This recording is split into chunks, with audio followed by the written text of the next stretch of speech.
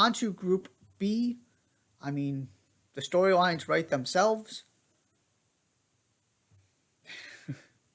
England, Iran, USA, Wales.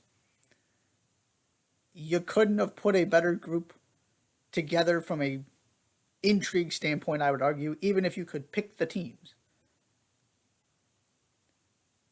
These are, of course, not, this isn't the best group, but from a storyline standpoint, I mean, my goodness.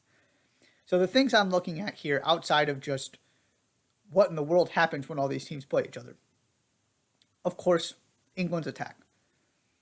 How conservative is Gareth Southgate? What kind of impact are the wild cards able to make? And by wild cards, I specifically mean Jack Grealish and James Maddison. Neither of those guys fit into what Gareth Southgate wants to do.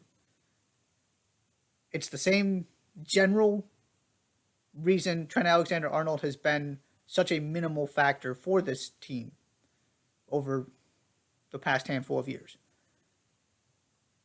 They're kind of wild cards for a different reason, but they are not your prototypical, fundamentally sound players who think avoiding mistakes first. Right? That is not Trent Alexander-Arnold. That is not Jack Grealish, and that is not James Maddison. But at some point, to get from where England have been at major tournaments to actually being able to win the whole thing, you have to be able to score goals when things fall apart. You have to be able to control a game, or when you lose control of a game, like they did at the Euros, you have to be able to change something to get control back. You've got to be able to sort of go off script and throw something different at your opponents. You can go an awful long way with their talent, their ability on set pieces, just doing what they've been doing and trying not to get scored on, hitting teams on the counter, keeping everything just sort of boring and tight and fundamentally sound. You can't win a World Cup doing that, though. You have two guys in Grealish and Maddison who give you something completely different. Not that they have to start, not that they have to play, 30 minutes apiece every single game. But what role do they play? Does Gareth Southgate get to a point where he just says, roam free? I am really curious about that aspect for England. And then the other thing in this group is just the amount of English-based players between the US, England, and Wales. And, sort of for Iran, but really it's the other three teams. There's a real argument, for example, Jedi Robinson would be on the England team if he was playing for England instead of the US.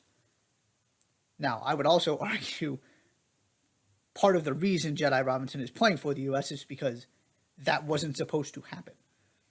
But Ben Chilwell gets hurt. All of a sudden, England is incredibly thin at left back outside of Luke Shaw.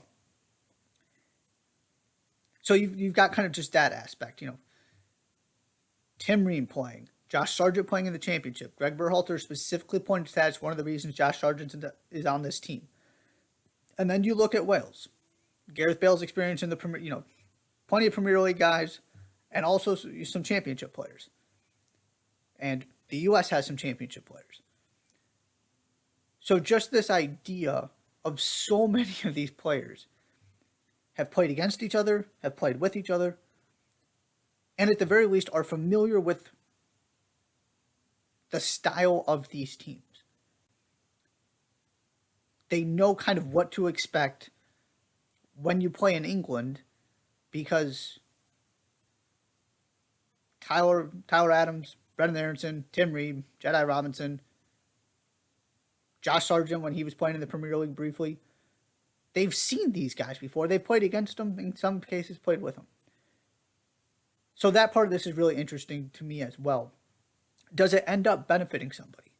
Whether that's England, where they know not to take these teams lightly because they have so much experience with these players and so much knowledge, or the other way where any kind of edge England might have had because of the firepower and the big names is gone because these guys go against them all the time and it doesn't really faze them. So that is something I'm really interested in. And then finally, from a U.S. men's national team perspective, the order of these games. You can go look at the numbers about the importance of getting off to a good start in that first one. And if you're looking at this group, England is your clear favorite. And then the margins get pretty thin. But you could certainly make the case, and maybe even majority of people would tell you USA, Wales are your second and third best teams in this group. That's where we're starting, that game. And then after that, the U.S. has to go play England. And so there's a scenario where U.S. and Wales draw, U.S. loses to England, certainly feasible, right? And all of a sudden you are in a terrible position heading into that Iran game because Wales finds a way to beat England. Or something happens and you're going into that last game with 1 point. Or no points if you lose both of those games. And so that first game becomes awfully, awfully important. If the U.S. wins that game, then no matter what happens against England, you have 3 points going into the Iran game that you would expect to win. And if you can find a way to take a point off England, you're in a good position to potentially win the group. So the way that the schedule shook out is very interesting for me as well regarding Group B.